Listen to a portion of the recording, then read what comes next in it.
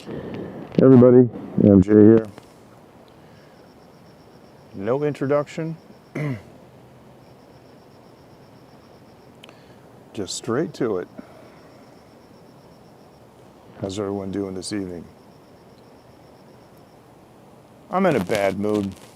Drama, you know how it goes. I can't stand when people act stupid. You know, there's a certain kind of narcissistic person that exists. And they think, I guess they don't think, I guess they just feel that it's their job, their duty. They were appointed to fact check everything. And the problem is they don't. They just dismiss things. They don't investigate anything. They just dismiss things that they don't know. So what ends up happening is their ignorance ends up hurting you somehow. That concept has always just amazed me. The damage that ignorant people can do. And what's really interesting is these people don't really seem to be too concerned about how they say things and whether they might offend somebody or not. So when I encounter people like that, you know, on a public forum or whatever, I just disappear. Because, hey, if I wanted that kind of atmosphere, I'd be on Twitter. I'd go get a job. So I'm out here drinking whiskey and hanging out. All right, I'm MJ Klein. I've been in Taiwan for 18 years. I am a well-known businessman here. And I can borrow $500 million. No, $5 million. Not 500. I can borrow $5 million on my name without a signature. How about that? All right, look, here's what I'm going to do. Let me take a look at what's going on here. I'm going to do this, and I'm going to show you the, sorry, these buttons are all close to the, this is the new park. It's been rebuilt. The little gazebo over there, they have taken the table away, and I don't know why. There's still a table here where I'm at. These were all trees a couple of weeks ago. They've been taken down. It's been paved over. Years ago, about 2 years ago, they took out the big planters in the middle. You see there's kind of a pitch. It's angled down to the left, but that keeps it, you know, well drained. But over here they even, you know, cut down a lot of the bushes. They still have the exercise equipment. That gazebo down there didn't quite get the same treatment. Doesn't look like, but they have actually taken the tables out of that too. And I'm not sure why, because there is another set of, there isn't a table over there, see? And I'll show you this one. This one is characterized after, like these are fake tree trunks, see? Let me do this.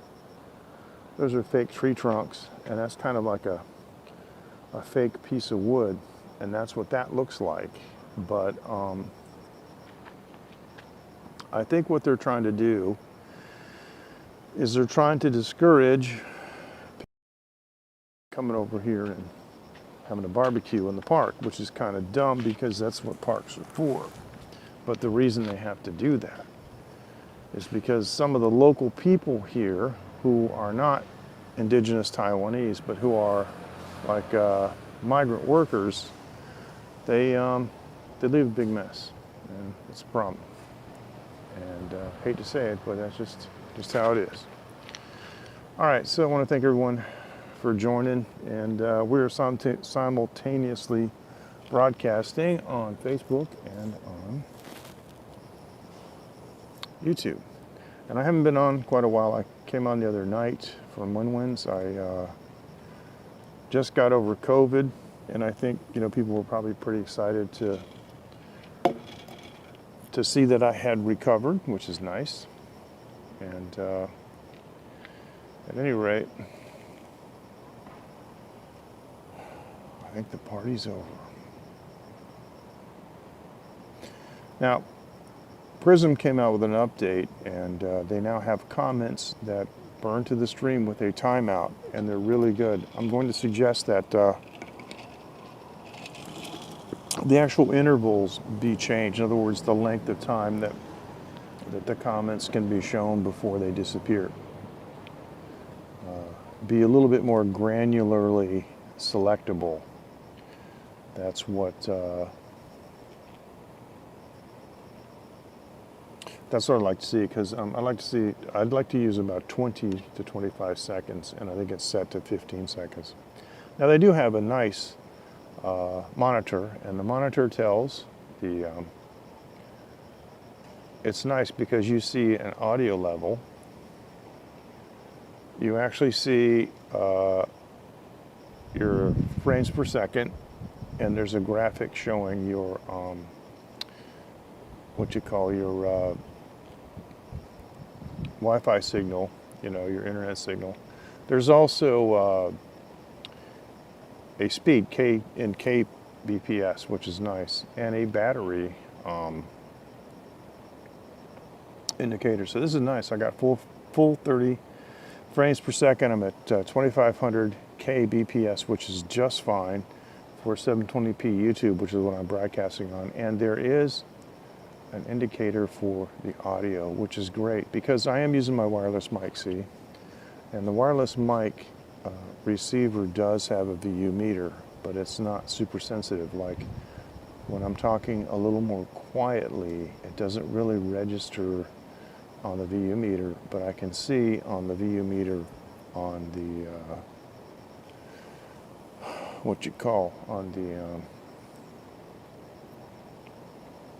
on the meter, on the monitor, I can see how well my audio is doing.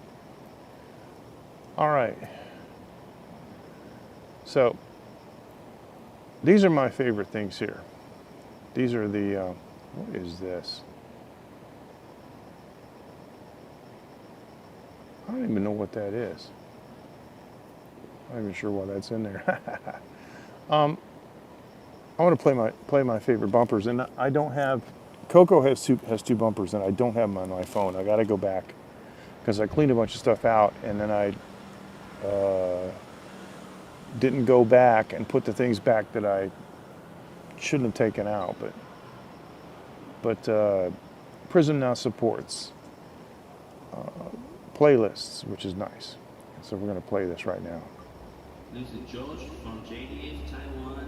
You are watching The Late Night with MJ Klein. Hi everybody, you're watching Late Night with MJ Klein on Taiwan Live TV. Hi, this is Dave in Osaka, live from Greenland, and you're watching Taiwan Live TV with MJ Klein.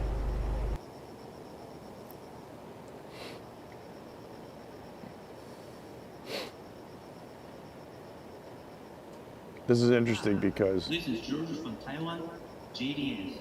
You are watching The Late Night. You can see me MJ on the camera in between.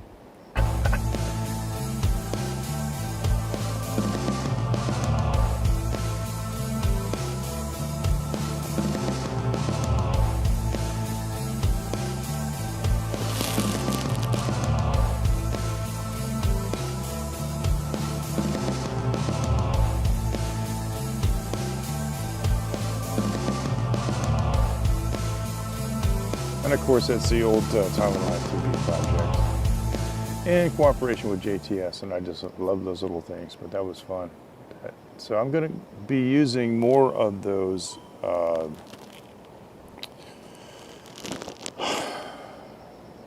playlists.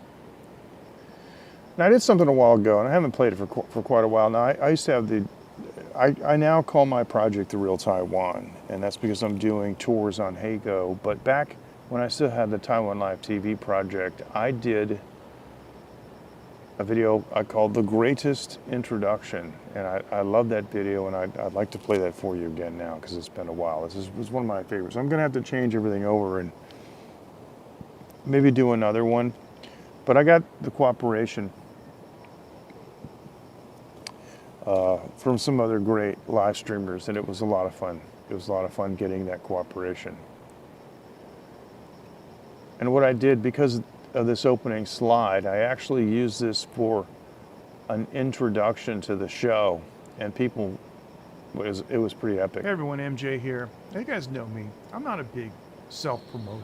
I'm just not good at it. I don't really, it's not my thing. But I always wanted to do like this really big introduction. So let me just try this and see what happens, okay? Get all ready here. Okay, here we go.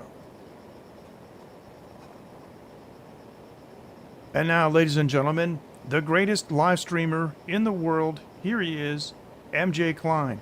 Hey everyone, MJ here. I want to thank you so much for... You think so? No, I don't think so. I think you're the greatest live streamer in the world, and I'm actually very sorry I said that. Okay, let's try this again. And now, ladies and gentlemen, the greatest live streamer in Taiwan. Here he is, MJ Klein. Hey guys, it's MJ. Thank you so much for joining. MJ? Really? Since when?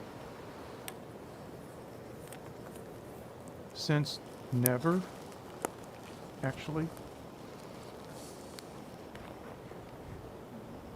And now, ladies and gentlemen, the greatest live streamer from Hsinchu, Taiwan. Here he is, MJ Klein.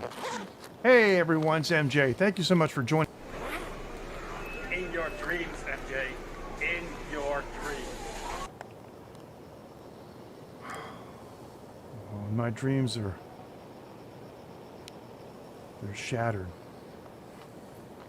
Okay. One more time.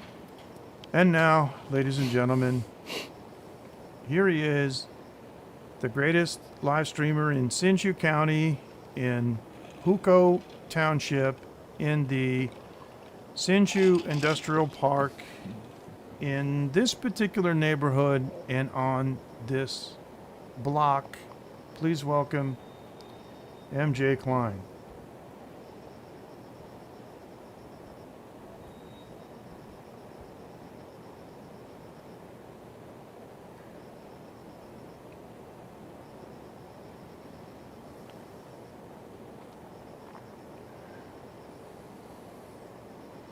All right.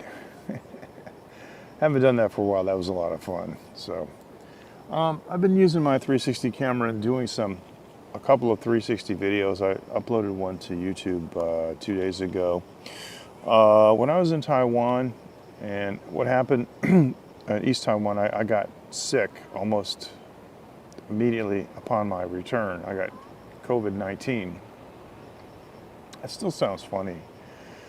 I actually never, we can talk about this later, but I actually never thought I would really get it because I lived in Taiwan and they just had shielded us so bad. I mean, I sort of, I guess, in the back of my mind figured someday I would get it, but I was really surprised when it happened so quickly and actually so easily because I'm ordinarily extremely careful. But anyway, I came back from East Taiwan and I just spent about 10 days convalescing and hanging out and trying to go back to the studio and ascertain whether there was any damage to my hearing and stuff like that, and there hasn't been. It's all good. Anyway, what I did was when I came back from East Taiwan, I have this suction cup 1/4-inch thread mount. The 1/4-inch thread is what it's a regular tripod thread. It's a suction cup mount. Those things are notorious for letting go. I mean, I would never stick it on the outside of my car and put my camera on it and drive around because it would just get blown off. And I have kind of an aerodynamic, really angled front window, the windshield or windscreen, depending where you're from. And I stuck the camera with the suction cup on it, and if you can imagine what I'm saying is, okay, let's just say this is a window glass, got the suction cup. Instead of hanging the camera down, I actually hung it at an angle so it would be parallel with the glass and try to get it in front a little more.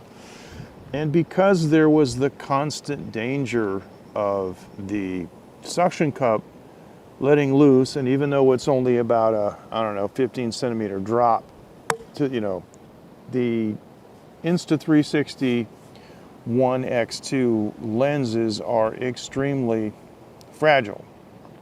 I had an LG like 2K 360 camera for 5 years. It came with a hard shell cover, and I mean, I set that thing down anywhere on the lenses. The lenses always stick out, right? And I never had a moment's problem with those. But immediately when I got the One X2, I was reading how fragile these lenses are, and I was afraid that even just the drop from the suction cup onto the dashboard of the car would be enough to damage the lens. So I put the premium lens guards on them. The lens guards are, you know, supposedly, optically transparent, and they seem to be, and it does stitch quite well, so you don't see them because they do stick out more.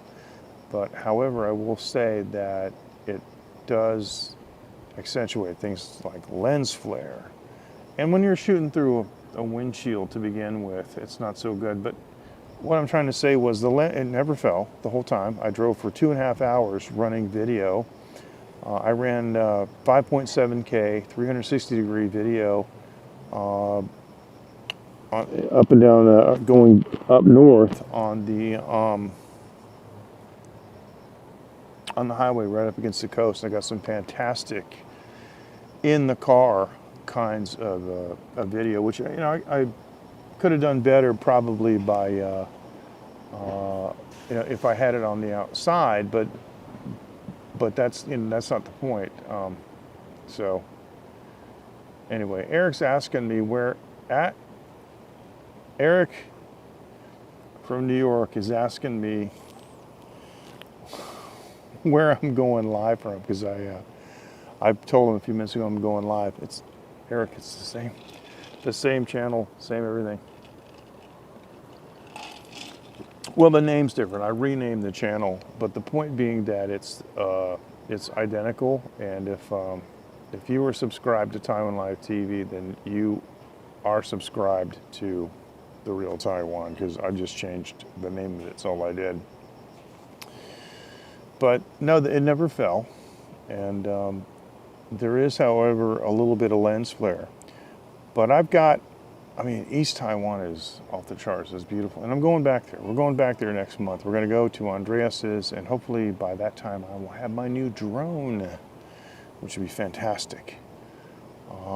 He is 750 meters up in the mountains, which already violates drone airspace, because you're only allowed to fly 120 meters high, which means I would have to reset the height above, you know, average terrain. So it'd be 750 plus. Anyway, the long and short of it is, I'm starting to edit this video, and I'm doing some original music. I have some soundtrack tools, you know, for making audio soundtracks, you know, for, you know, movie scoring, that kind of stuff, and it's just kind of dramatic. It's a little too dramatic for what I'm doing. But anyway, as I add these things, I'm going to release them on YouTube. And if you go to the Real Taiwan YouTube channel, there is a video that I put up there a couple days ago, and it is, I'm passing the Tropic of Cancer marker on the highway. And I had covered that a couple of weeks ago when I was actually in East Taiwan. I told people about, wow, that's interesting. Wow.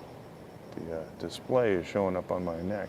I showed people what it was like to be in East Taiwan and to see the Tropic of Cancer marker and that whole thing. So that was decent. Now, I have never actually showed any of my Hey-Go tours, you know, on YouTube.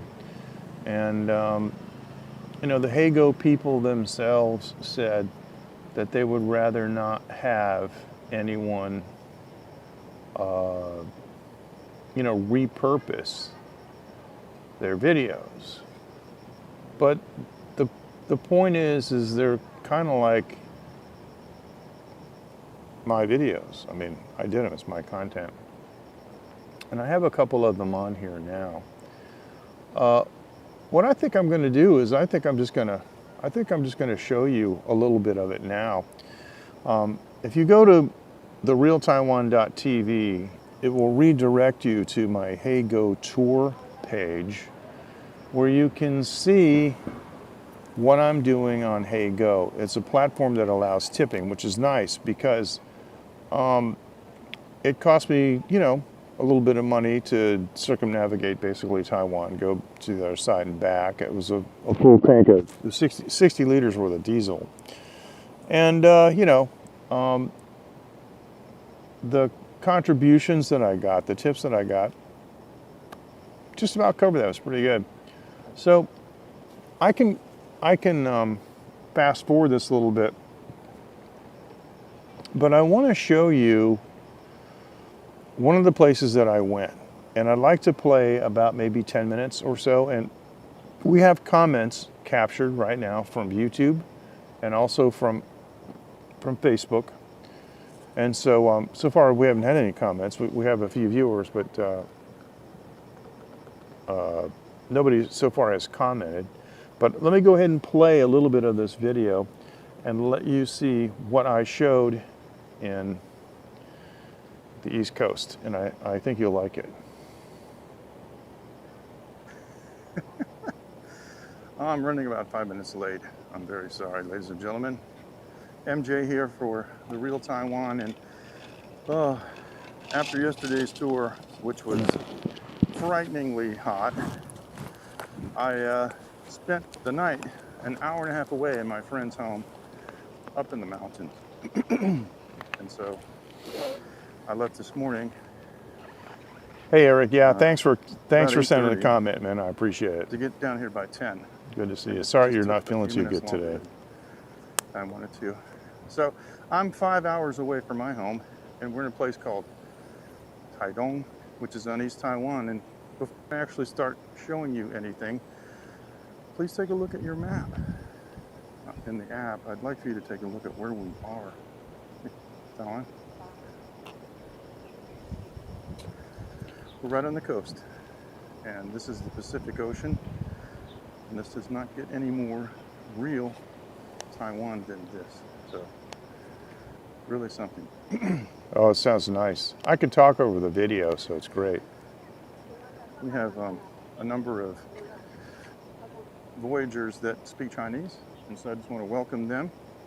大家好，我叫 MJ。现在我有不好意思，因为我来不及啊。What I'm saying is, I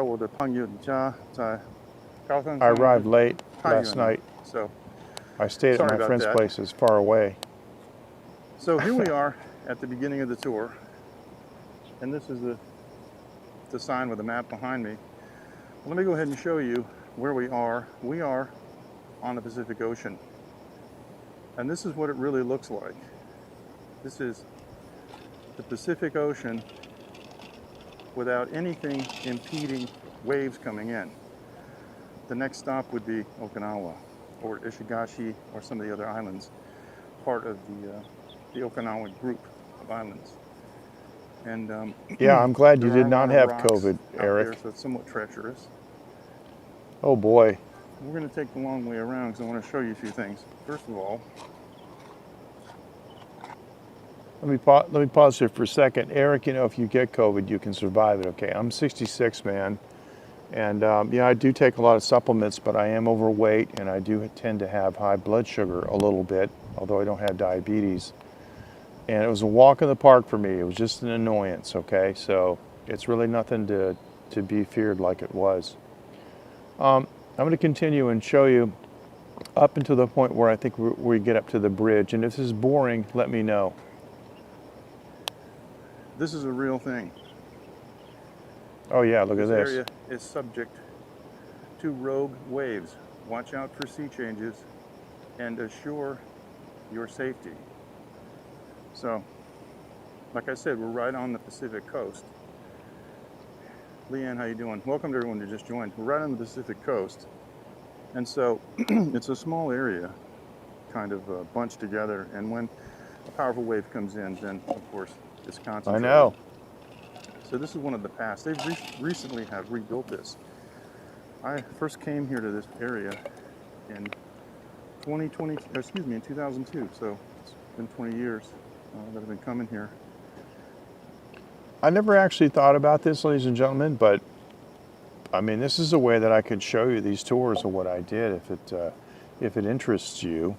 And let me know if this is boring. I'm going to play probably about 10 minutes of this. And maybe, you can leave all the comments you want. Okay, ask questions. We can pause it and I can interject because I can talk over this. And I'm using my Bluetooth earbuds to monitor the video so I can hear it. So, been here several times. They've rebuilt the parking lot, put some new food stuff in, a new bathroom. It's great. Let's walk down here. I'm going to show you some of the unique features. First of all, they have a lot of these, I guess they're sawtooth palms. I want you to look at these up close. Can you see? Hey, that's Chef Jimmy. Yeah, my good friend. Hey, ni hao, ni hao. Hao zhou bu jian, huh? Nice to have you join us, Jimmy. Thank you. See the little... Oh, thank you, Jennifer. Thank you so much. We're just getting started here. Thank you so much. You see these little sawtooth kind of leaves? Yeah, this is very typical of this area. All of these are sawtooth and they are sharp, and you don't want to tangle with these. But that's what makes this brush so thick and so difficult to navigate. Another unique feature, because this is... Let me pause this. Yes, Jimmy, it's so good to see you, my old friend. Good to see you. How's your girlfriend doing? Hey, Jimmy, this video is from the Dongbu, Taidong, 那个三仙台, and you know this area, so it's it's very beautiful. So I'm just showing this because 3 weeks ago I went to East Taiwan and I did a video tour of this place. All right. So volcanic. And let me just mention this. This place is geologically active. Yesterday, excellent, we had a major earthquake, 6.0, just about where I am standing now. And then we had 4 aftershocks, a 4.3. Yeah, you did make it in time. And it was pretty harrowing. I actually got a government-sponsored warning on my mobile phone. So this place is geologically active. Oh yeah. On my way, yeah, it is beautiful, but I haven't got to the beauty part yet. On my way down there, I got the presidential alert, when you're driving along and your mobile phone goes beep, nothing good can follow that. And it was a big earthquake in East Taiwan. And that was, if you remember, Jimmy, about 3 weeks ago, there were about 5 earthquakes in one day in Hualien. And I was actually in Yuli at the time. That's where I was staying, up in the mountains at my friend's house. Because actually the Philippine plate and the Asian plate meet very close to here, not far away. It's about a 2-hour ride to go to that section. Hey, greetings, Katie. Thank you so much. I see this. This looks like a lump of concrete. Let's go along because I want you to see this. This is amazing. This is not man-made material, although it looks like it. You see, it's stones that are hanging in this material that looks like concrete. And the brush here is just so overgrown. So they cut this big wide path. It doesn't look like many people are here today. This is great. When I'm all done, Eric, I'm you want to see what Taiwan looks like? photos for you guys. This is it. Because I know you like that. But here are more of these sawtooth ferns. And let me do another close-up because this may be able to be better visible without such bright sunlight. Just to give you an idea what these things look like. These definitely are prickly. They will stick you. This is a kind of palm, I believe, or like a palmetto. And you just don't want to go in here. This would prevent you from walking in here, definitely, because you'd want to cut it down. They have a fruit Now, too, but it wasn't out at that time. It's a beautiful day here today. Yesterday, I only made it about, I think, 45 minutes. I was burnt to a crisp. I have allocated 2 hours for this tour, just because we're going to be looking at beautiful things and I have no idea, really, how long you guys want to look at this, but that's basically what we've got today. Is a beauty tour when we get down to the bridge. You can see some of these are actually quite tall. Stuff grows here like crazy. I've just got the But this brush was so thick. camera off the trail, so I don't have so many people, you know, You can't even see through it. Right. This is interesting because sometimes people want to know what kind of trees we have here in Taiwan, and that's a pine tree. We have pine trees in Taiwan. It looks exactly like it does in North America, and it leaves pine needles on the floor Amazing, huh? of the forest, just like they do in North America. We're seeing some more of this volcanic material, and I'm going to show you this as time goes on. I'm going to show you a bunch of this, because when it comes down here to the end, it is super rugged.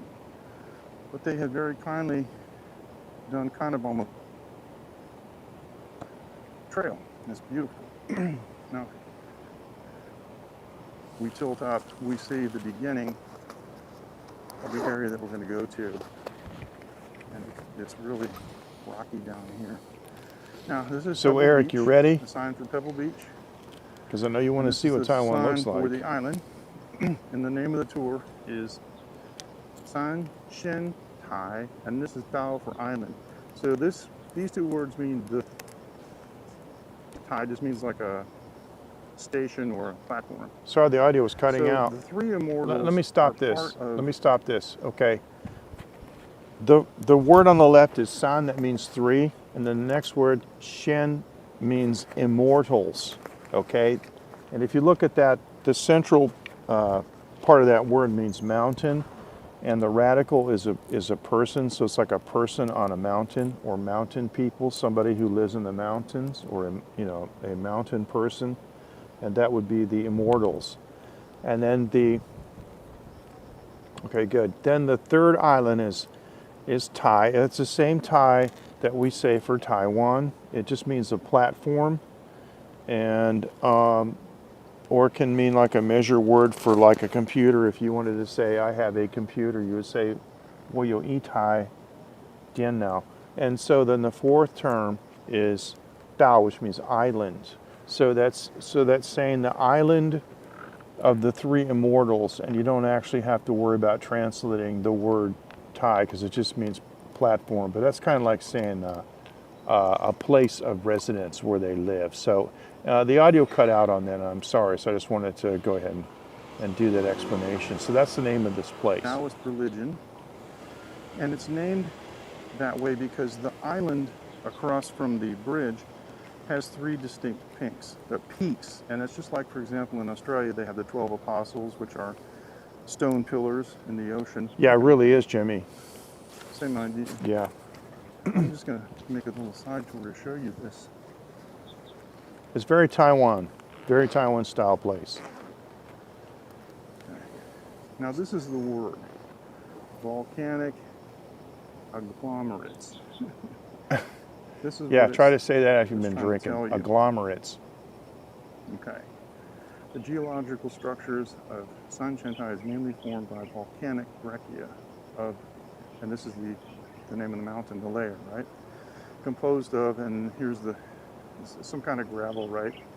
And it develops into a formation that includes sea-eroded trenches and potholes, blah, blah, blah, caves. So it's pretty interesting. That's how it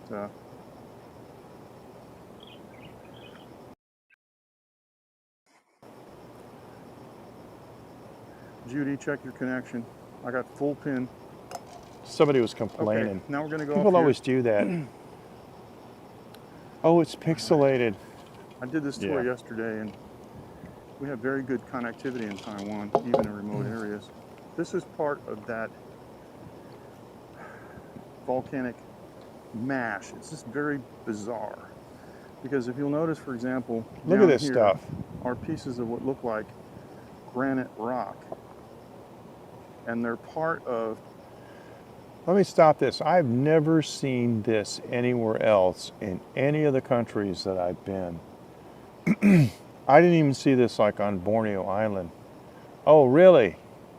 Well, Jimmy, you gotta let us know. Tell us right here in the comments if you already have the name for it so we can look at it. Of course, it will be on Google Maps. And of course, I'm going to be one of your first customers. You know, let me stop for a second because I got to tell you, my friend Jimmy's a professional chef. I've known him at least, Jimmy, I've known you like 14 something years, a long time, right? And whenever I needed Jimmy to do something for me, like a couple of times, I had him prepare anniversary dinner for my wife. The rolling pig, oh man, that is hilarious. Oh my goodness, I love it. The rolling pig. Of course, Jimmy's got a fantastic sense of humor, so yeah, I know. Yeah, over 10 years, yeah, definitely. And so I had him prepare. I told Jimmy, I told Jimmy two things one time. I said, Jimmy, it's my anniversary, and I don't care how much money. He just says, okay, just forget about it. Don't worry about it. And I mean, he got me flowers for my wife, and you know, he prepared a special dinner. He selected the champagne and wine and drinks, everything matched. It was unbelievable, man. So I'm going to tell you, if you are fortunate enough to have a personal friend who is a chef, this person can make a tremendous impact and on your life. I mean, a good impact. And so, I got to tell you, two of the most important people in my life, seriously, is my barber and the chef. Really, stop and think about it. Stop and think about that for a second, and you'll see what I mean. Yeah. So Jimmy is Jimmy's a good guy. And so, Jimmy, I know your girlfriend, man, and you guys got to get married, okay? Because you're wasting time, because you know what's going to happen. You know what's going to happen. Like the Beatles say, you're going to lose that girl. So, all right, it's none of my business, but let's continue with the tour. But I just want to stop here because that agglomerate or whatever it was they said in that sign, you know, it's a volcanic mixture. It's where lava and magma comes up from the earth, and it contains a bunch of different elements and all that stuff. So yeah, I'm going to be here. I'm just going to go ahead and play the video. So yeah, whatever you need, just come back and send me a message, okay, bro? All right, I'm going to continue with the video.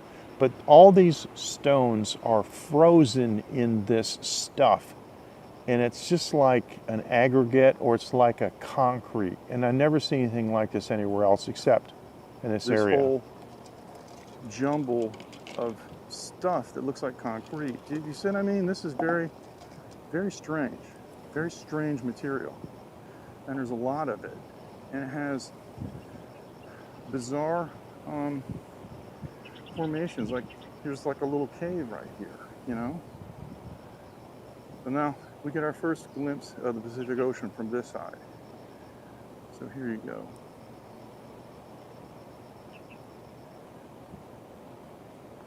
Welcome to everyone who just joined.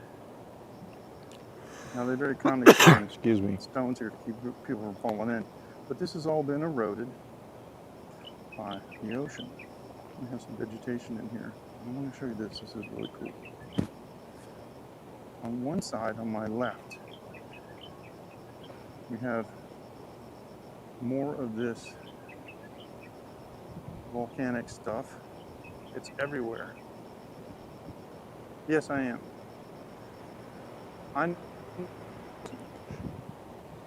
I've known Dave, probably 6 years.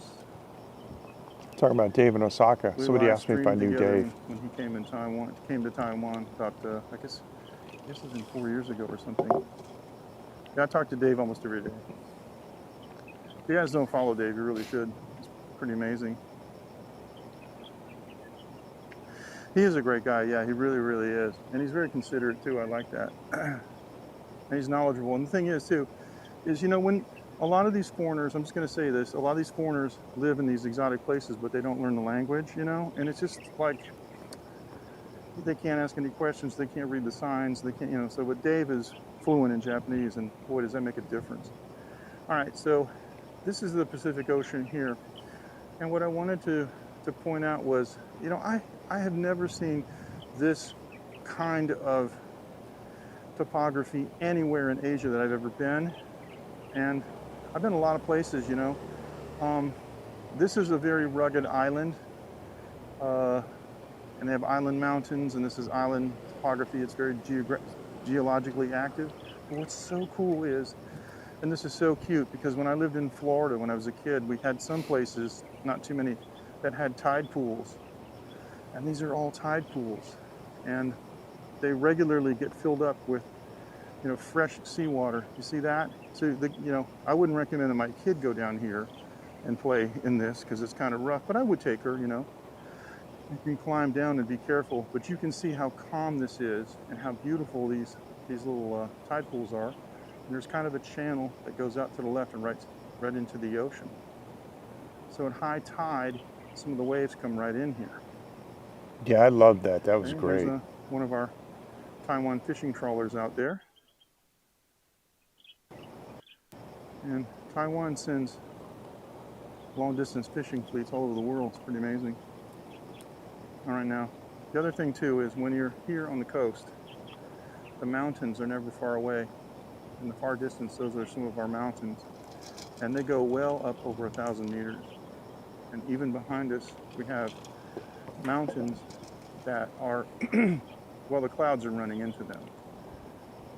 That's how high they are. See that cloud, that little gap there?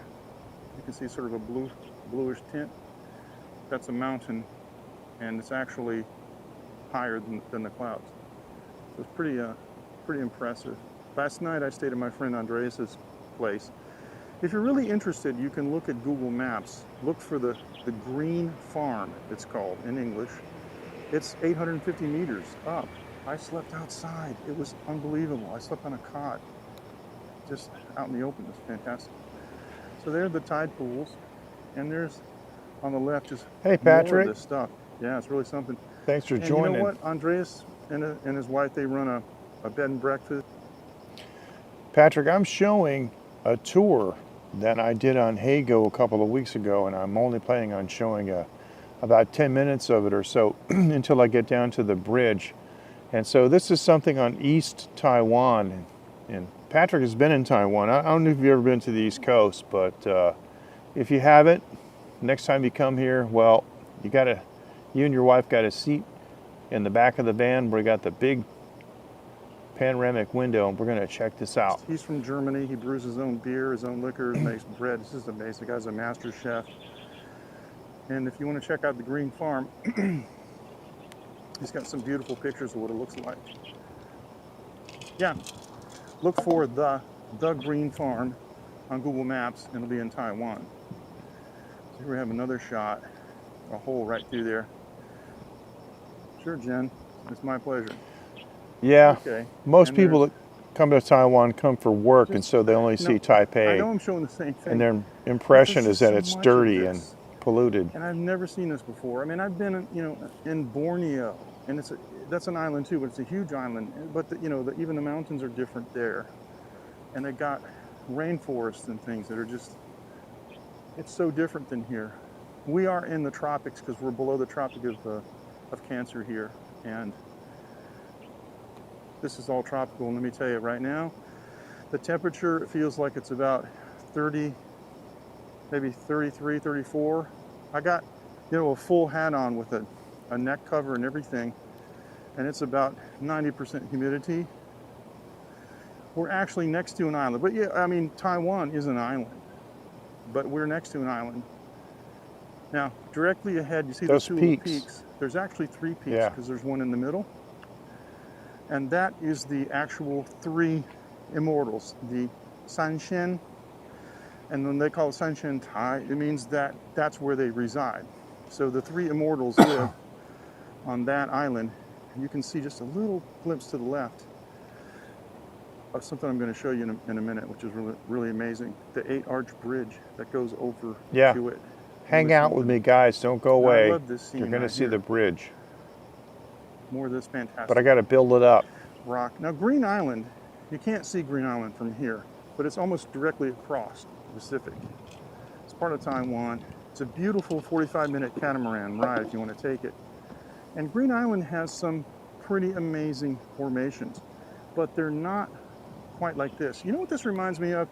If you guys have ever been to Grand Cayman Island, there are, because it was volcanically formed too, obviously.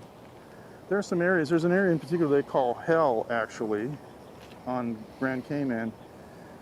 And it's very sharp rock and looks a lot like this. And so the native Caymanians pride themselves in the ability to be able to walk in this stuff barefoot.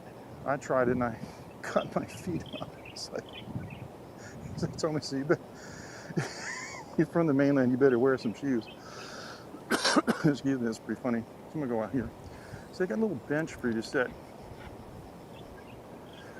Well, Taiwan, okay, without getting political, Taiwan's claimed by China, but it's not run by China. It is an independent country because it was run by the Kuomintang government, which lost the civil war with the communists and fled to Taiwan and took control of Taiwan officially in 1948. And the communists have been after them ever since because they hold grudges. And that's the truth. Okay, so we're starting to see the bridge on the left, but I don't want to give you too big of a preview. But this is beautiful. That's what I'm going to Right show now it's you kind of guys. calm. Is the bridge. But you can see that when the Pacific roars in here, I mean, this stuff splashes and it goes way up high. But today it's kind of calm, and maybe you can hear it. Now over here, this is just so Taiwanese, and when I say that, I mean that as a compliment. I consider myself Taiwanese. I've been here 18 years. Excuse And, me, burping. God, everything here is like every other Taiwanese person. But I wouldn't swim there because there is riptide, but they do have life preservers if people want to. I think the problem would be that you might get dashed up against the rocks. So this here is one of those little caves, and it just wouldn't be Taiwanese unless I stood in here, you know, out of the sun and and turned around and went like this. Okay, that's like about as Taiwanese as you can get. All right. Excuse me. So that's that. And that's your official real Taiwan experience right there. All right, now we're coming up to the base of the bridge. You guys got to see More of the this. scrub. We don't see it now, but these actually produce a kind of fruit, and it looks like the Buddha head fruit. And I believe it's edible. All right. So these little outcroppings and stuff, they make a nice place to park your scooter out of the sun. Gentlemen, let me present the star attraction for today. I said ladies and gentlemen, but it was cut Beautiful, off. Amazing 8-arch bridge. I'm going to whisper here because I don't want to disturb people. This is the 8-arch bridge. It goes across Yeah, look at this. This is what I wanted to show everybody. to the island. Now, if you can bear with me, This lady finished taking just a little more, friends. I'm going to take you up on the bridge, and I'm going to turn around and show you the view, Let me start looking over here. back on the land, and it is something. The blue of the Pacific. Then you've got these very rugged little islands and outcroppings of this volcanic material that will cut your feet if you don't wear a pair of shoes. And you've got the Eight Immortals Island in the background and this beautiful 8-arch bridge up to it. Now let me do this. Let me walk down here. I'll show you what the ground looks like.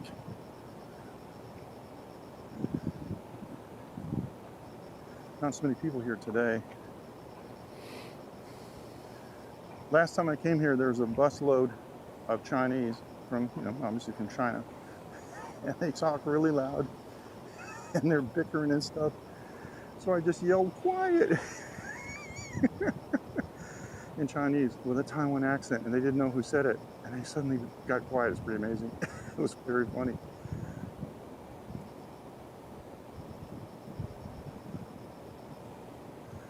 Oh, those still belong to Taiwan. You know what's ironic? Is one of the islands, like Jinmen, is within visual range of Fujian province. And I haven't been there, but I saw this article about it. And somebody on the China side had erected a sign in English that said Taiwan sucks. So they could see it from, from Jinmen Island. Hilarious. Jinmen, spelled Kinmen in English, is famous for knives. And they make these knives out of pieces of bombs. Because China had been lobbing bombs on Jinmen Island for, I don't know, 20 or 30 years or something. So, like when I went to Laos, to the plains of jars, archaeological sites, it was the same deal, because Laos is the most bombed place in the history of Earth, and not many people know that. So they have a lot of pieces of bomb material, and they make stuff out of it. So, yeah, okay, sure. I got to turn around and go back the same way. I'm just getting a little I'm answering closer questions to the that you all bridge. can't see right What's now interesting is because the they're bridge on the doesn't look Hago so app. dark with my eye. I've been here several times, and they've actually painted it different colors. But I was here in 2002, and then I think 2008, and it was darker, but it's still turquoise blue. It's still very beautiful. And I wanted you to see this, because nobody will show you this on Hago. This is the first time, yesterday and today is the first and only times that East Taiwan has been shown on Hago. Because for some reason people don't come here, I don't know why. But we're a long way. Because it's far from Taipei. away. See, I don't live in Taipei. I live in central north Taiwan, and I had to go all the way through Taipei and around the top of the island to get here. So this is a platform that I was standing on a minute ago. So, okay, great. I'm glad you love it. Thank you. That's the idea. And that's why I named my channel The Real Taiwan. Because 我要给你们看真的台湾的地方, which means I want to give you guys views of real Taiwan stuff, Taiwan places. So this is the first shot that I showed you. Yeah, it really is. Wait All to right, see what if happens you can when I bear go on with the me. bridge, though. That's the point. Now, if you guys can bear with me, and this isn't like completely boring yet, allow me to take you up to the first arch. I'm going to stand on the top. Now on Facebook, I've already posted 360 photos from that area, and many of you watching may have seen this, but you didn't see the video portion on Hago because it's not publicly available. I don't think I'm violating any terms of service, but the way I look at it is, this is my content, I'm the host. I'm going to show it. We're going to go to the center of the first bend, and we're going to turn around and look back around, and it is just, wow. Let me go over here and show you this sign because it's important. You can see this big outcropping that's like made for shade. Yesterday afternoon there were about 50 people under there because it was burning hot. So it says that the Sanshantai, that's the island itself, became an offshore island due to wave erosion. It was used as a military control zone. Nobody actually lived here, but it was under military control. Later it was designated as a scenic area. But at the bottom it says they recommended the bridge be made of 8 arches, which 8 arches echoes the story of the 8 Immortals crossing the sea. And that is Daoist religious beliefs. Okay, so Jen, you're very welcome.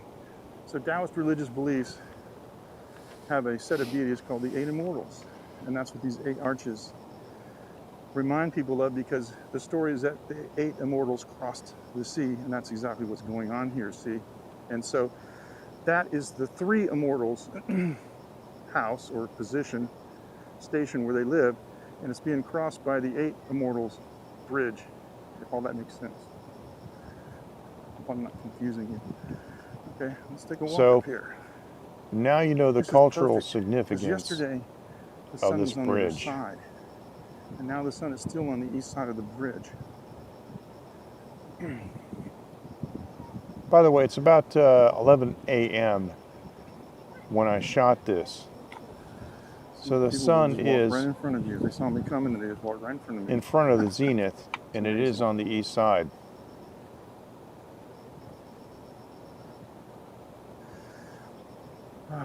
Well, Jen, I don't want to get political. Let's just say, I don't want to give Some myself people too were much asking credit, me but let me just say, questions. I saw the handwriting on the wall 18 years ago.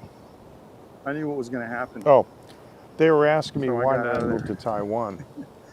So leave it at that, okay? I mean, you see Because I what's going saw on the in the world, woke wave about in particular 18 North years America, before it it's just happened. it's nuts. Let me do this. I know you All right, guys now I'm like going to this stop kind right of here. scene. So let's do Oh, this. yeah. And I'll show you this The people who are on in vertical Hago mode. enjoy vertical video.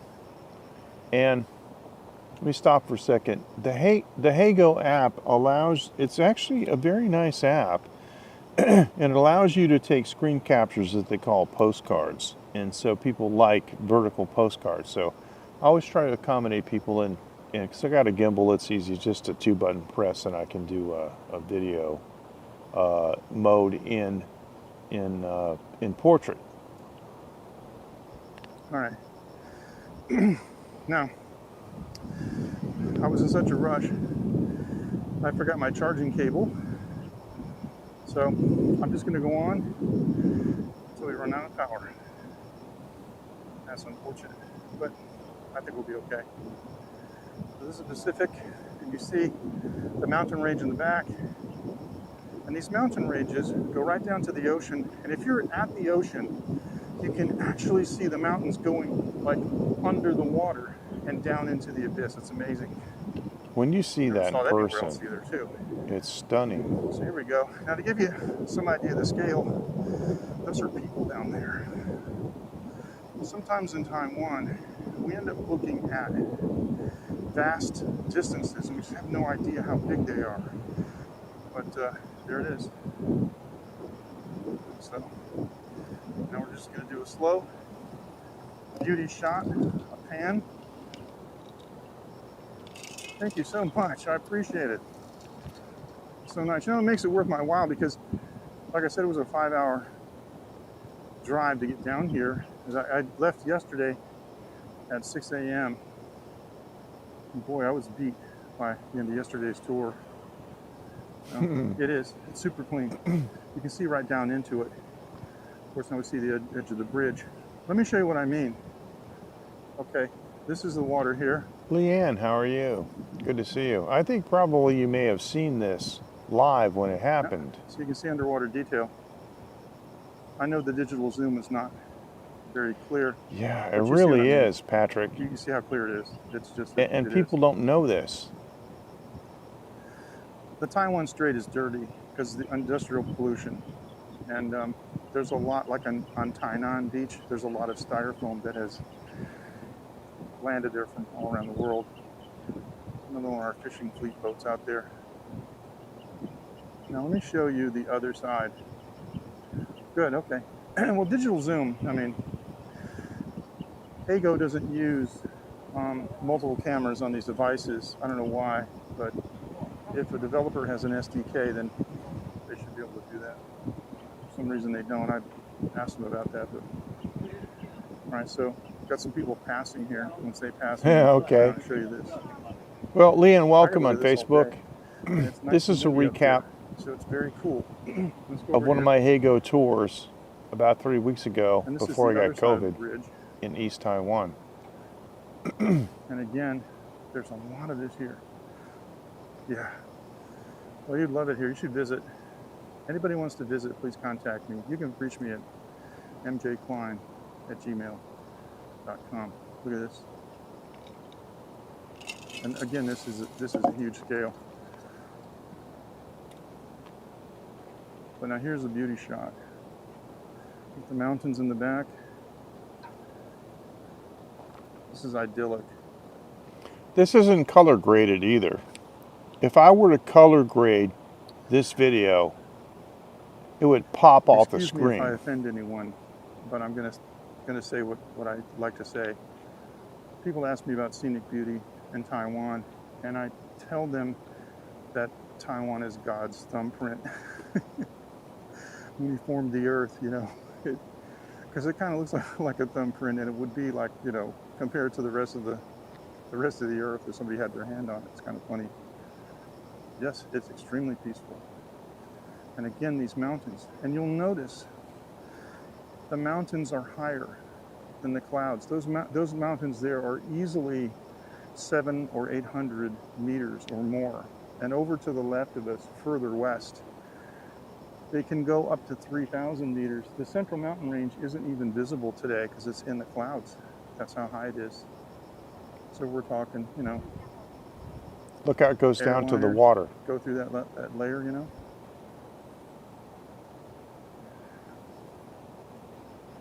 The mountains go So let me to go the here and show you water the mountain range and the, underneath, the cloud cover. so you can see it going into You the see water foreground if you're hills, in that area. okay, like right there. But behind it, that gray line is actual mountains. I don't think I can show you any details. Yeah, you might see a couple little pixels of details. The digital zoom's not so good. But then it goes up, and you see the peaks. And then over here, as it gets closer to the ocean, the clouds thin out, and then you can see the line of the mountains. And these are island mountains. They're very Hey, rugged, Matthew. and they jut right up, just right out of the ocean. Thanks for joining, brother. Just bam. On the other side of those mountains is Taiwan's infamous Rift Valley, which is known all over the world. And I took my brother through there, and he was just astonished. It really is one of the great wonders of the world. Now I'm going to show you one other thing that's really cool. Right over there, that little dot, is a 24-hour webcam. If you search on government webcams, Taiwan, you will find probably 25 or so 24-hour webcams, and you can watch this bridge in this whole area to your heart's content, and the camera pans all around and zooms in and out on all kinds of cool things on a program 24 hours a day. There you And go. like at the Xiao Wulai, you know, waterfall, same thing. It zooms in on the waterfall and stuff. So yeah, just search on Taiwan government webcams and you're going to see a lot. Yeah, that's unbelievable. I showed that I took my waterfall brother in the Rift Valley. earlier. There's a Rift Valley that runs parallel to the ocean. To the coast, inland a little bit, and it goes like for about half the distance of Taiwan's length. Yeah, I'm sorry about that. Sorry. I got I'm out in the middle of nowhere, and I've got just about full pin on this, so I'm really happy with the, I'm really happy with the signal here. All right, now let me stop this. Before I go any further, I just want to ask, is this boring to you guys? Because if it is, I can go ahead and quit. There's a little bit left. I walked down onto the beach because there's something interesting about the beach. It's a pebble beach. It's not a sand beach. It's apparently geologically newer than the west coast of Taiwan, which is mostly sand. There is obviously some sand underneath. But there are a lot of pebbles on this beach, and they're all different colors. They're speckled, and one of the primary colors is blue. It's bizarre. If you guys don't have a problem with it, I'll continue to show this video, and if you'd like me to quit, it's entirely up to you. This is a Hey Go tour that I did about 3 weeks just before I got COVID-19, and this content you can find on therealtaiwan.tv. So let me know in the comments on. There's a truck here with a diesel engine running. Let me know in the comments if you'd like for me to discontinue this or not. I mean, this show is for you. That's why I do it. Yesterday there was somebody down here. Let me show you how big this is. Remember I was saying before, oh, what do we got? Oh, yeah, now you hear that? Will do. There's a Taiwan military base here. And those are the IDFs, the Indigenous Defense Fighter. Taiwan has actually developed its own fighter jet. Oh yeah, And it's really this is funny because they interesting. had some problems early on. Taiwanese have such a sense of humor, you guys have no idea. They were building the IDF and they had so many problems at the beginning of the program that they've named it the I Don't Fly. Of course, then they got it under control. What I was going to show you was how vast some of these distances are. In the center of the screen, that is like a backpack and a pole. You see? And somebody's either snorkeling or something, but that's, I mean, that's how big this is. Yeah. You have no idea how far you're looking. All right. Jen, I hope you get your screen situation straightened out. All right, I'm going to walk down here real slow. I do not, if you don't mind, I really don't want to walk to the other side of the bridge. Okay. It was so hot We're that saying day. Chinese, oh, how rough means it's so hot. And, Yeah. They say things like, well, you're hot, like, oh, I'm sweating. So you can learn some Chinese. Excuse me. I'm continuing to These are drink. all irregular spaced while the video's steps, going and they're on. always catching. They're always catching my heels. Thank you so much. I'm using the Relic Hey, Mike. wireless microphone system, and I'm using the DJI Welcome, OM4 Mike. gimbal. And I'm doing a replay of a going Hey Go real tour slow. I did a few weeks ago. of course, we have our Taiwan mobile service. I'm going to show you the Pebble Beach because this is another amazing thing. When I first came here, it's not immediately obvious because you wouldn't think about stuff like that. So let me point the camera down and I'm going to walk. Okay. Oh, kind of rugged, that's okay. So the first question, Let me stop here for a second. One of the greatest fears that a live streamer over 65 years old has is that they will be in the middle of a broadcast where they're trying to appear knowledgeable and like they know what they're doing, and then they slip and they fall on their can. And yeah. So the whole time, you know, I'm navigating this these pebbles. That's what I'm thinking. I am like 3 seconds away from making myself out to be a complete fool. that comes to mind. Maybe so, yeah. First question that comes to mind is, where's the sand? Did you ever think about that looking at this? Where's the sand? I mean, you know, there's a little sand over there, but this is not, these aren't ocean rocks necessarily. I mean, they look like they're igneous, but many places in Taiwan have boulders and rocks that have come down from the mountains from flooding, from typhoons. And I don't know what this is. It's like if you look over there, these rocks are red. Okay? But the overwhelming color is blue Sorry about my and blue-gray. red cable. These rocks are all blue and blue-gray. And some of them are like, look at this. This is bend down here and get this. Okay, this is Oh, this is cool. speckled. It's hot. Looks like a This piece is of granite. I granite. can tell by how it's glistening. It's very hot. This is speckled granite.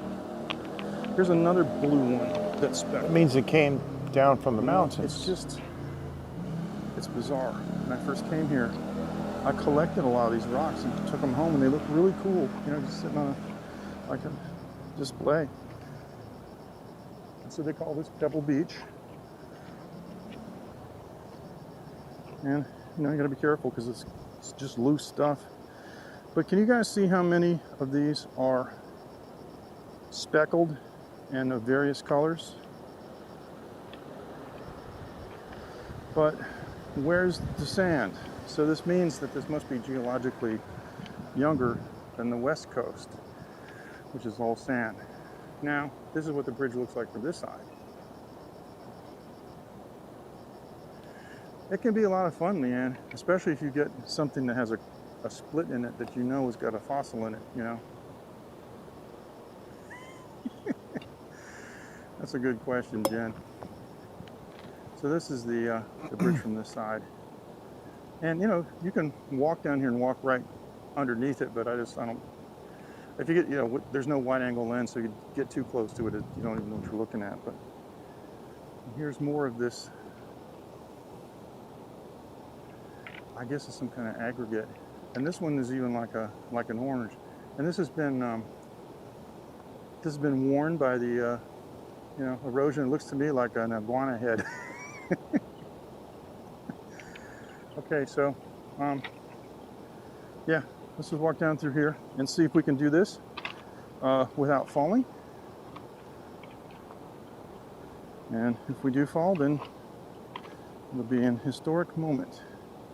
Okay, I'm just going to straddle this here. And you'll notice. Yep. Yeah, we're good. We're good. All right. I use the proper Cool. participle And this goes right down and before historic. to the water here. Yeah, very yellow. This goes right down to the water here. Participle. More of this yellow. This is I just guess it's an nuts. indefinite article. I never See mind. this? It's like, what is going on with this? It's safe, but you hear the sound, right?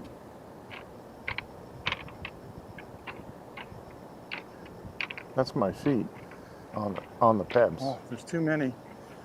Pineapple shrimp, pork intestine, Oh, people either were the- asking me boiled kind or the deep fried kind.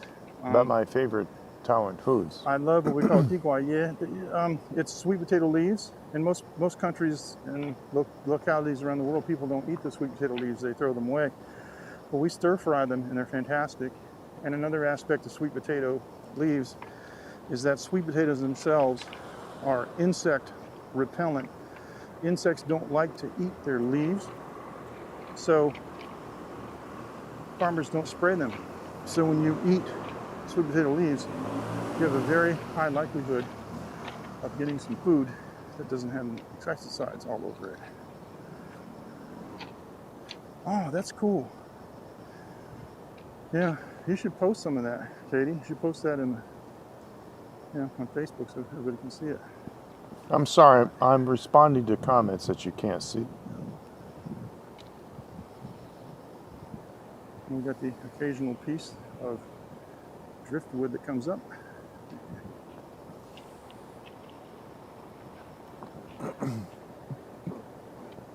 Trying to go slow here. A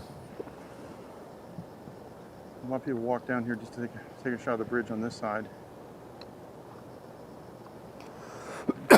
Excuse me. Now the way this is kind of fallen, this is like a big crater. This looks like a bomb crater. But if you walk along the side here, it looks like it's relatively flat. And so we're going to see, this guy just here came from here. Let's see if I can walk through here without falling into what, you know, the ant lion pit. You guys have seen those little things, those conical depressions in the soil. Eric, The your ant father lion takes at the precedence bottom, over waiting for me. the ant. I don't know. Don't I apologize. really don't know. It's been here a long time because I first saw it in 2002, 20 years ago, and it was not new. So you can see this is a depression here. So I'm going to walk up here. All right. Well, I've shown Now, at almost this point, we have the seen entire tour. pretty much, oh, sound is so cool. Everything that we came to see. And I know I allocated 2 hours, but that's because I hadn't been here in a long time. And I knew that some of the things had changed, and just wanted to make enough time to check out, you know, whatever was new. Yes. I have a 9-year-old daughter, and I named her Phoenix.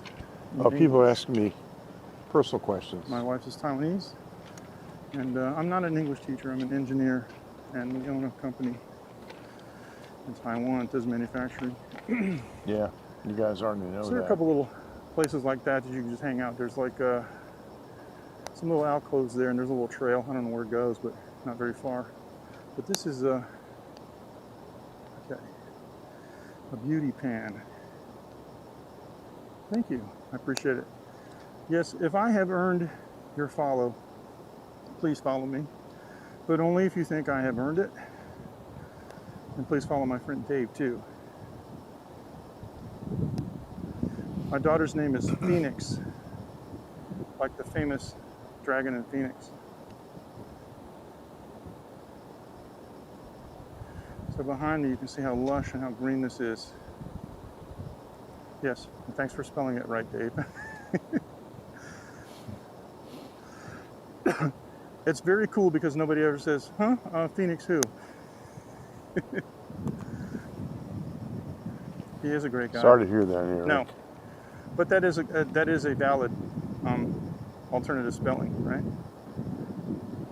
That's the spelling that Peter Frampton used for his signature 3-pickup Les Paul custom guitar, right? Okay, running down to the end of this, I'm just doing basically a kind of a 360 slow pan around. So we just did a beautiful 360. Speaking of Told you. 360, as soon as I end the tour, I'm going to go back with my 360 camera and take some shots for you guys. All right, actually, you know, So, I wasn't This intending concludes today's tour on of the showing the whole thing. High area and the bridge. And I want to thank everyone for joining me today and your support of The Real Taiwan. It helps a lot. We can continue to bring you this kind of content from Taiwan that's not so common. Thank you, Jimmy. I Because we're will. Far away. Thank you. Yeah, well, you guys, I'll tell you what, if I didn't have this, I would be burnt to a crisp. Yes, you can. Taiwan's public transportation system is amazing. Yes, you can.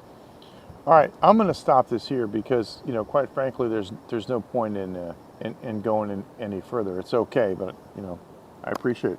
I had no intention of even showing this tonight. It's just that, well, you know, you never know with my show where things might go, but thank you, Jimmy. I appreciate it. Let me take my earbuds out because I feel more comfortable talking when I can hear my voice out in the open.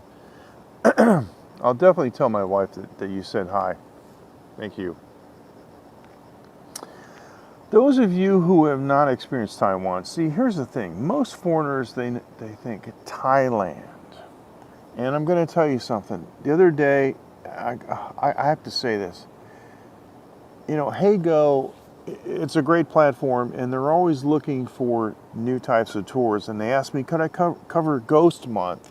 And I spent a considerable amount of time explaining to them that Ghost Month is not a festival, it's not a celebration, it's a time when people are scared to death because culturally they think that ghosts have been released from hell and they're hungry and they want to eat souls and stuff. So this is not a celebration, it's not a festival. And they wrote back to me and they said, thank you for telling me all this, and now I understand how Japanese people feel about Ghost Month. Oh, I have so much work to do.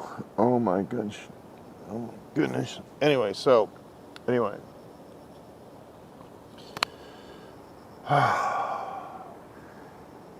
Taiwan is so unknown. It's off the radar, which is actually good because we don't want those dregs of society. I'm going to say this, and I talk about this with many other expats that you know. Expats that you know who are other live streamers. You go to places like Thailand and you get the dregs of society.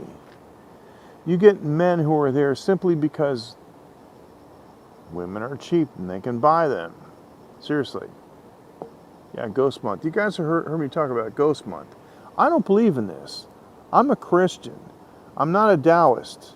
But a proper Christian is supposed to respect everybody else's beliefs. You don't argue with them. If they ask you, you can tell them.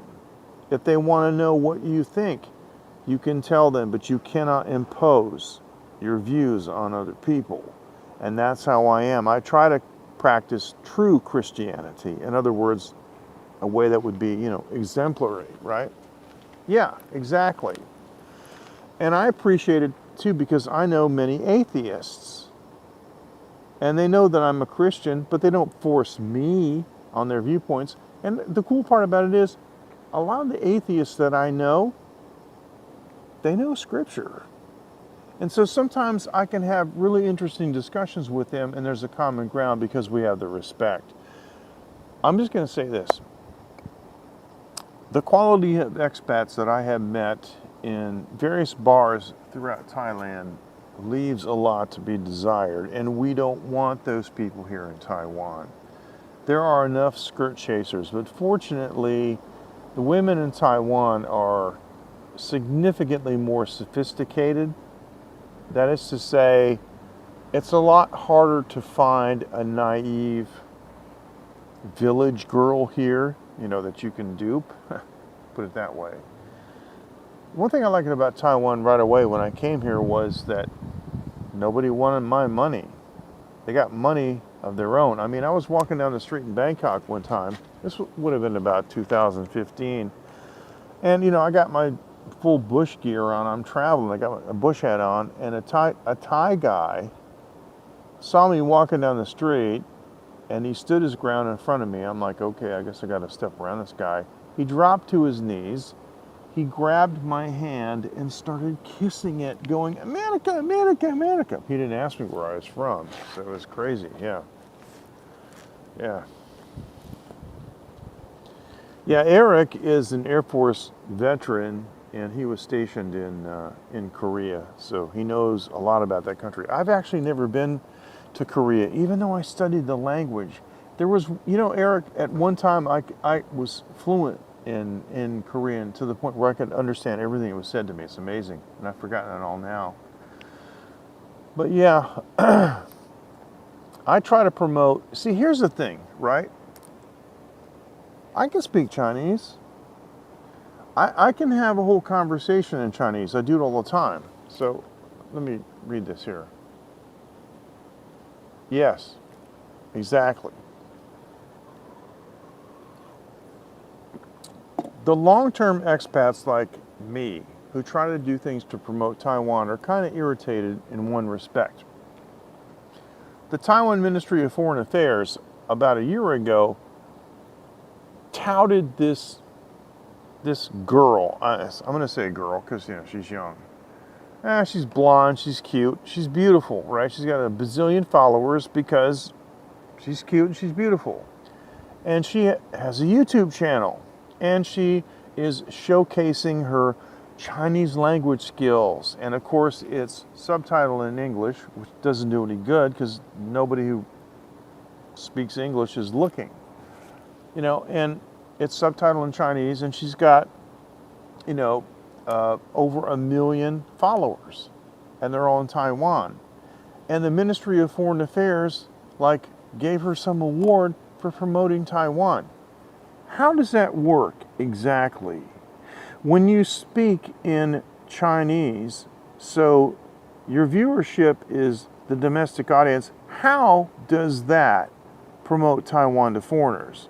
See, I have refused, staunchly refused to go that route. That's why I have less than 300 followers. You think I couldn't get 350? You think I couldn't get 3 million followers? All I got to do is start speaking Chinese. Hey, 大家好，我叫 MJ. Hey, 我是外国人，我觉得这个 Yeah, you think what?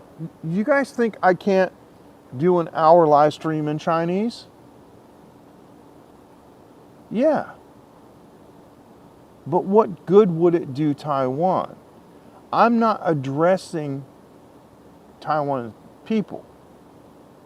I'm addressing people outside Taiwan and trying to direct them to Taiwan and introduce Taiwan stuff. See, I don't need to introduce Taiwan stuff to Taiwanese people. They already know this. And Taiwanese people are jaded. I'm going to tell you something. I'm obviously emotional about this. I have been to some Taiwan places that overwhelmed me emotionally with the beauty. I took my glasses off. I rubbed my eyes. I was crying. And I'm like, I'm saying, you know, of course, I'm talking to my friends and we're talking in Chinese. I'm saying, I can't believe just, you know, oh, 不可能，就是这么漂亮. It's impossible. This is just so beautiful, right? And they look at me like I'm nuts. And then the next question is, oh, yeah, well, where do you guys want to eat? Because the scenic beauty is everywhere. And people here are so used to it, they don't think twice about it. It doesn't even faze them. Now, I'm going to tell you something. I've been here a long time, and I've gone back to a couple places, like that bridge that I showed you. It did not have the same impact on me that it did 20 years ago when I saw it for the first time. I'm becoming acclimated to it. I don't want to become, so acclimated that, you know, it loses its charm. But I'm just saying, there are far too many foreigners that come to Taiwan, and all they want to do is get views and show off their Chinese language skills to impress Taiwan people. You, who are listening to me right now, who are my followers, have my permission to jack slap me if I ever fall into that, if I ever start doing content strictly for the domestic Taiwan audience, let me have it. Now, that doesn't preclude something that has nothing to do with tourism. I may somehow decide to one day do some indigenous content, but you know what I'm talking about. TaiwanLive.tv and The Real Taiwan are specifically designed to show other people what Taiwan is like, and in order to do this, 我需要说英文. I must speak English in order to do that. So,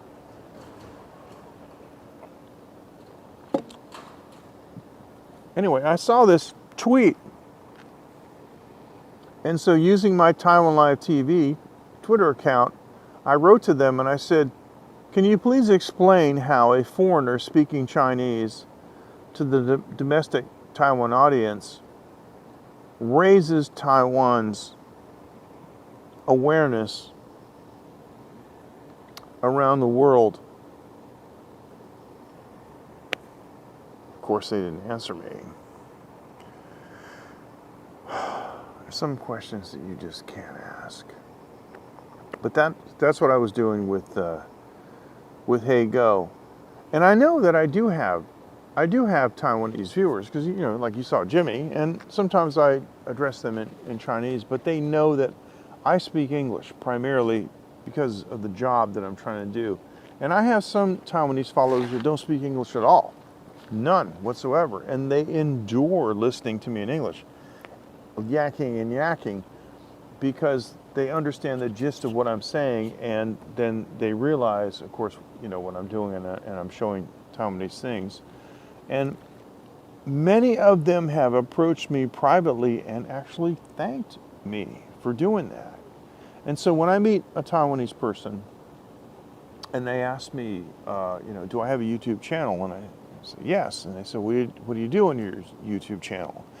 And I said, well, I live stream in English to promote Taiwanese things, Taiwanese places, Taiwanese culture and food for foreigners. And they're like, oh, wow, that's really great. So, anyway. But thank you for bearing with me while I played that entire, I guess it was 45 or 48 minutes. I wasn't intending on doing that, actually. The Hago tour, but I wanted you to see that part of Taiwan. See, here's the thing. What I didn't do was, now maybe you're going to call me a sellout, but the Hago tour was on the platform Heygo, HEYGO.com. And if you go to therealtaiwan.tv, it will redirect you to that page. That page, that platform allows tipping. And people did tip me. Not a lot, but enough to pretty much cover my gas. I did not, while I was there, I did not just turn on YouTube and Facebook and do the same thing again on these other platforms for free. Because I thought it would be a disservice, and maybe some people would view it perhaps as inappropriate, maybe a slap in the face, if I did for free what was basically done on a voluntary tip platform, if you see what I'm saying. So I didn't do that. Now some Hago guides do, and I respect that. That's their decision. I have no problem with it. All I'm talking about is what I do and why I did it. I really pretty much don't care what other people do, and unless something is, blatantly immoral, it doesn't matter to me. See, there's far too much judgmental things going on where people insinuate that because somebody does something a certain way, they have some kind of a character flaw or moral failing. And that's just not the case. People have different styles. That's all it is. And people are allowed to have different viewpoints. And they shouldn't have to be put in a position to justify what they do. They shouldn't be fact-checked for every single little thing that they do, which brings me back to the very beginning.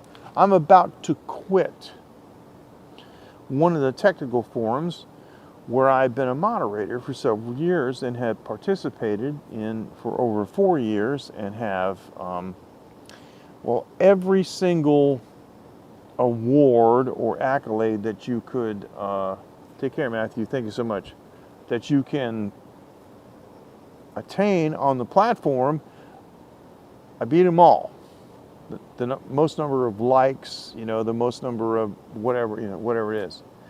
Simply because I have people that are fact-checking me now. And no, not going to happen. Not going to allow it. So, with that, it's been 1 hour and 34 minutes. I think I've spoken far too long. I want to thank everyone for joining. I am going to do something I haven't done for a while because it's midnight, 30 minutes. It's 30 minutes after midnight. There's a breakfast place on the other side of the highway that has some fantastic Taiwan breakfast foods, like what we call dumping, and like guotian, some other things, right? I'm going to go over there and get some Taiwan breakfast food, and I'm going to slather it with some really super hot sauce. I'm going to drink it with his whiskey because I'm in Taiwan. And I can.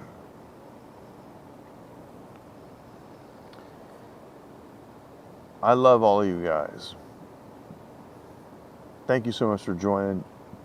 I will be on Sunday, on Sunday, and I'm planning around the full moon.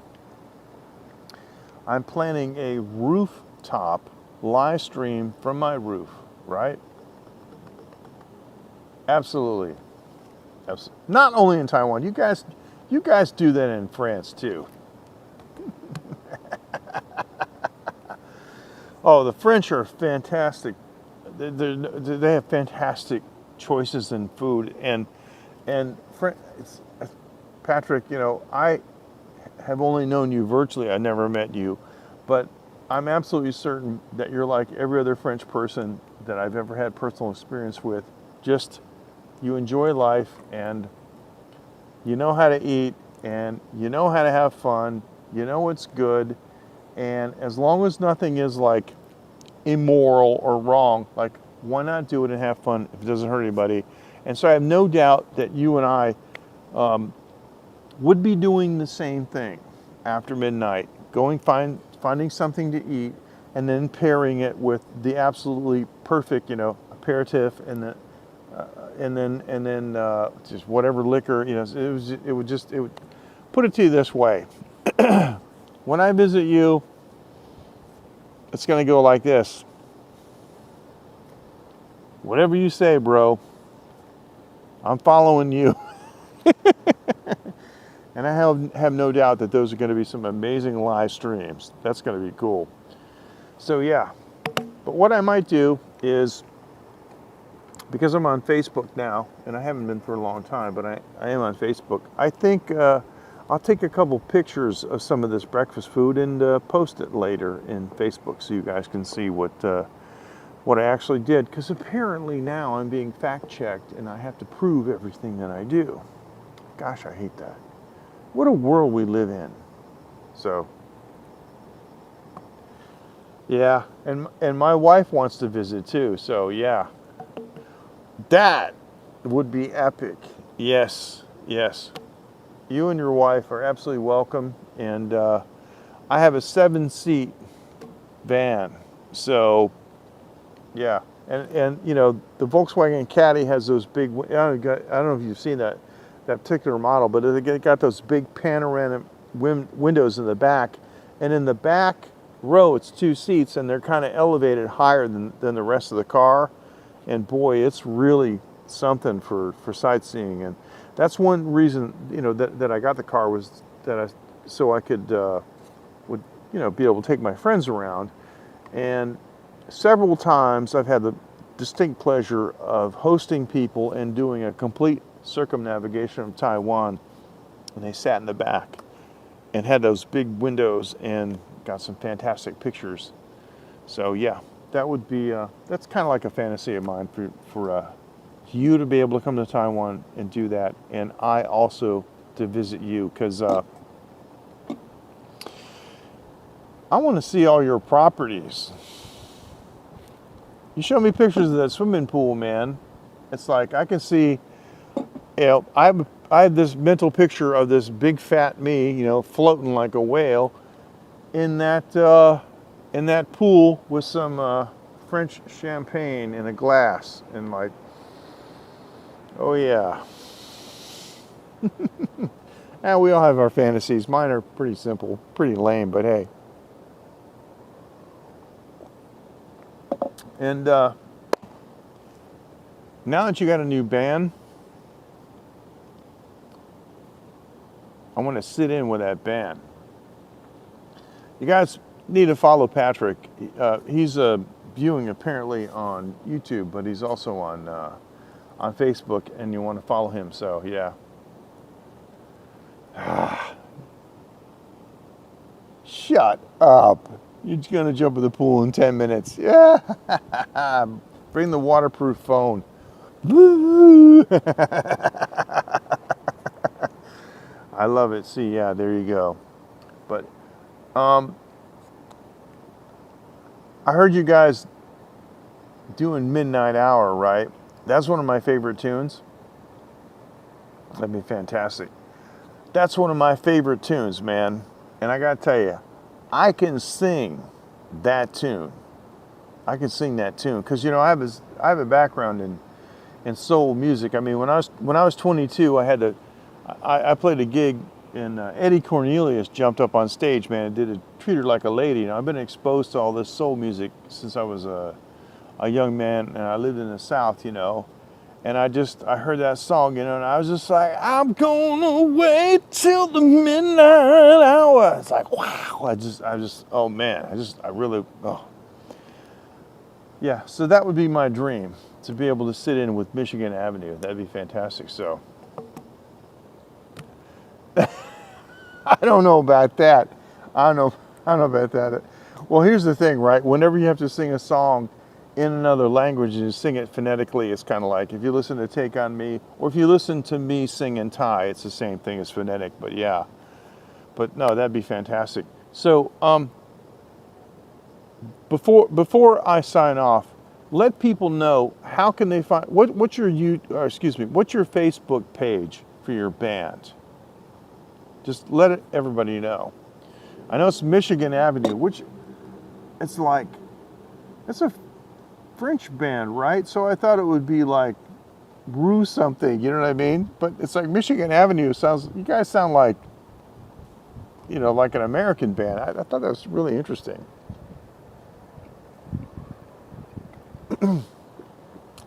Pretty funny, so. Yes, and I did a like. So if you guys are on Facebook, look for his page. It's called Michigan Avenue. And that's the band. And the thing is, right, is if you look at the videos of Patrick, he's a guitar player. It's like way in the back. This is me, right? I'm looking at the video. I'm going,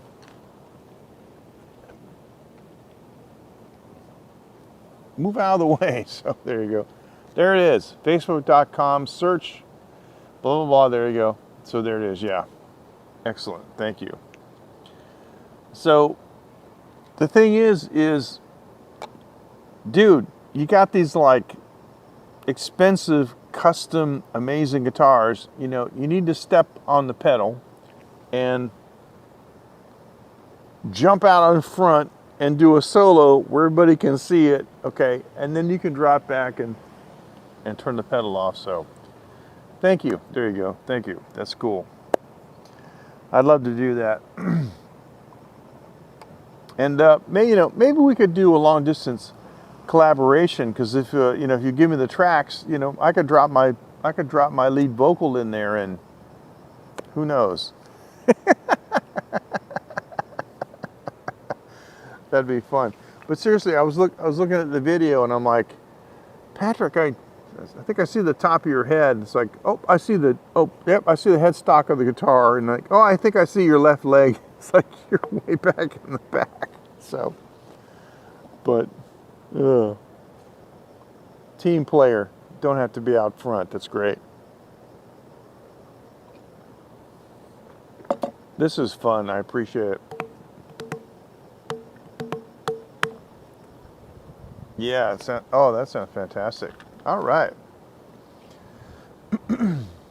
That's actually a tune that I have considered doing a cover of, but as you know, you got to have horns, and you got to have, there's only so much you can do in the studio, piece by piece. You got to have some live elements to it, and that's hard to do, and I'm pretty good at it as a solo artist, but there are some things like, you just got to play off the drummer, and you got to have horns. And years ago, I did a merengue band, and they had several horn sections, and they insisted, and they were correct, they insisted on doing all the horns together, but like trying to separate trumpets, from saxophones is difficult. But because I had all those vintage microphones, with the figure of 8 patterns and and splays, and it was a huge room. I was able to do it, but I understand that you got to play together and you got to play off of it. So yeah, I just decided I probably couldn't do a very credible version just by myself. So yeah, it is, unless the band's in the studio, right?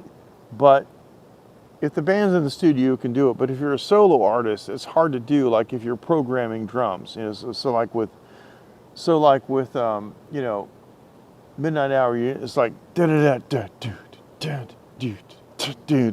It's like, okay, great, but you're not playing with anybody. And the problem is, as you know, later on, like you're playing with the drummer, but the drummer ain't playing with you because it's a computer. So it's like there's just like. And if you listen to some of the greatest hits, like You Shook Me All Night Long by AC/DC, if you put a click track to it, you realize, wow, they speed up significantly in the chorus. And I never noticed it, right, because the energy goes up. But that's just how it works. And if you were to put that on the grid, it'd be flat. It would suck. So, yeah, there's that. But hey, this is great. Talk about studio stuff, recording all night long and have like 0 viewers. But thank you so much for joining, Patrick. Thank you for sharing the information about the band. And there is a YouTube video too. I forget. Did you share the YouTube video of the gig? Because if you didn't, I'll wait and go ahead and grab the share link, because I think it's important. And if I remember tomorrow,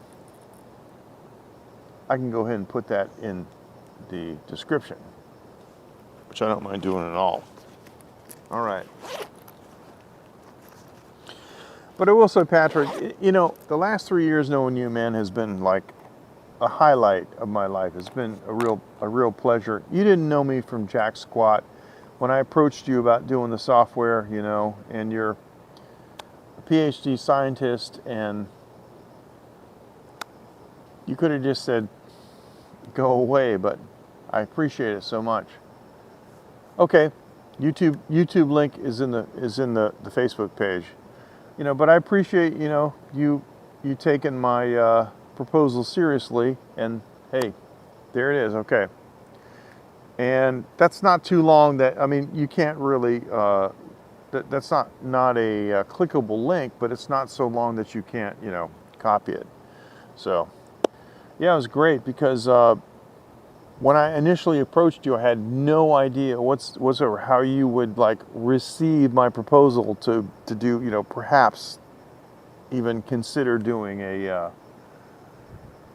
automation system for the X32. And now look what you've done. It's amazing, fantastic. So, and I use it every single day in the studio.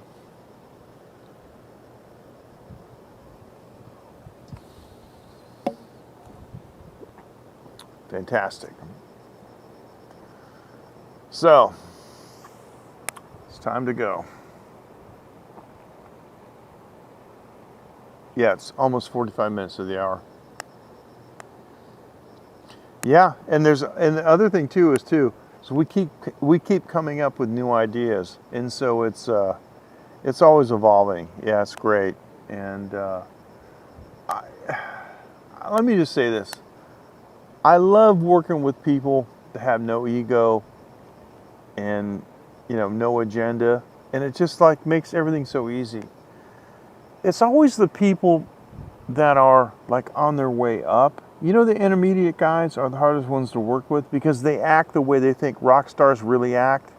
But the big rock stars, you know, the huge guys, they're just like everyday normal people, and they want to be treated like everyday normal people. So they treat you like a normal person too. So yeah, and I appreciate that's how you are, because you're in the upper level and not in the intermediate wannabe level. So, all right, enough said, because I'm going to get myself into serious trouble Guys, take care. Thank you so much. Here's the big finger, not that finger, but this finger, the famous finger from Periscope. You guys take care. Thank you so much.